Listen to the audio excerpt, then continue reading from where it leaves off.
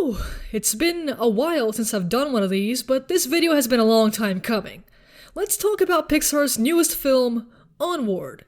I saw the trailers, but I finally had a chance to watch it and see what I think of it myself. And, strap yourselves on for this one. Here we go. So I thought the overall premise was really interesting. We got this world where magic reigns supreme, but then science and technology kind of started to make magic obsolete. And rational thought and science could give those without an innate gift a chance to also do incredible things. That's an interesting premise, creates a lot of conflict for the foundation of the world itself. And it's been done before and worked. An example I can think of is Legend of Korra. In the first season, the conflict between benders and non-benders was the main drive of the story. Amon was pushing for equality for non-benders, and I personally thought he is a villain and his cause was great because of the moral ambiguity it presented. Hell, even Pixar has done this before. Oh, I'm real. Real enough to defeat you! And I did it without your precious gifts, your oh-so-special powers. I'll sell my inventions so that everyone can be superheroes. Everyone can be super. And when everyone's super, no one will be. It's a pretty cool conflict between supernatural innate abilities and science and technology.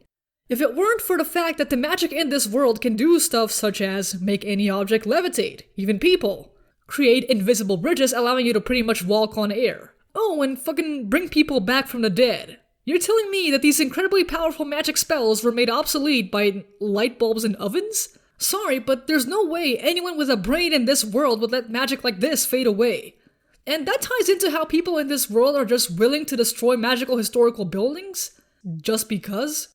I mean, if not for the magical importance, at least for the historical importance. I'm sure the preservation of history must be important to some people in this universe. Like, Barley's D&D game is so historically accurate that the spells on it all work. Someone researched this and put it on the game.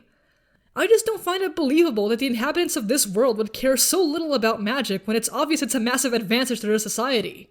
Legend of Korra addresses this. The benders themselves contribute to society by doing jobs only benders can do. The voice acting, it was top-notch. It worked well. Too well. Tom Holland and Chris Pratt fit their roles so perfectly it's a little scary. However, it didn't really stop me from having some issues with their characters. Despite this being a very emotionally driven story, we don't really know anything about these characters aside from their basic likes and dislikes, or that Ian has a specific fear of driving. As a result, they can come across as a little bland or shallow. I did like Barley's character despite that though. Some people didn't like him, they thought he was obnoxious. I didn't think so. When I first saw the trailer, I thought he was gonna be this overconfident jock character who constantly bullied his shy little brother. But he proved me wrong. Oh, so wrong. I like how Barley really broke that stereotype. That instead of being a dumb, tough jock, he was in fact a big nerd with a bunch of random knowledge about everything that every now and then proved to be useful. He was also very supportive of Ian. Think about it. Barley is obsessed with magic. He knows everything about it, the spells, the history, and then Ian turns out to be a mage, not him. Does he get jealous? Is he spiteful to Ian because of it? No. Not a single time. From the first moment Ian found out about his abilities, he'd been nothing but supportive of him, encouraged him, and telling him he could do it, telling him he's got it in him. And that tied up to the ending very nicely. I do appreciate that. It's like Barley knew that his brother was more important to him than any chance of being a mage in his magical knowledge could ever be. That's honestly very sweet. And then we got Ian. Remember how I said Tom Holland fits him too well? I mean, Ian is shy and socially anxious and just wants to make friends at school, and then he just so happens to gain supernatural abilities that none of his other peers have, and gee whiz, where have I seen that before? Can't remember. Usually this dynamic between the confident, boastful brother and the shy and insecure one has been done so many times it becomes an inevitable cliché. But in this movie, it works. And fairly well. The relationship between the brothers is well built and they bond. The biggest problem with both of them is that we know so little about them. For example, the part where Ian cracks at Barley and yells, "You are a screw-up!"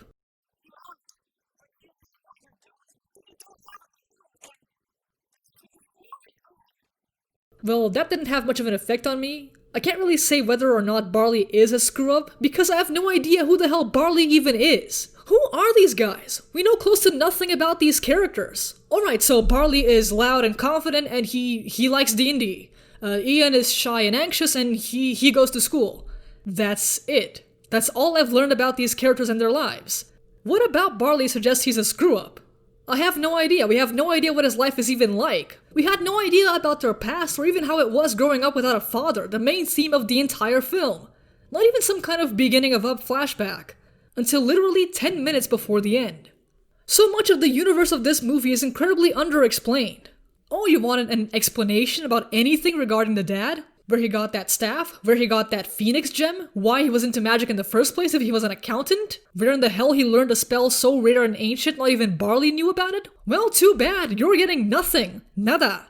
Instead of it being an overarching story with every scene having a specific objective that plays into the main themes, the movie just has things happen. Like periodic events, not necessarily with plot significance in every scene. They do make everything come together rather well in the last 10 minutes of the film. And that's not good. That alone is not enough to save the movie. But still, after everything I've said, we still need to take a look at the bigger picture here.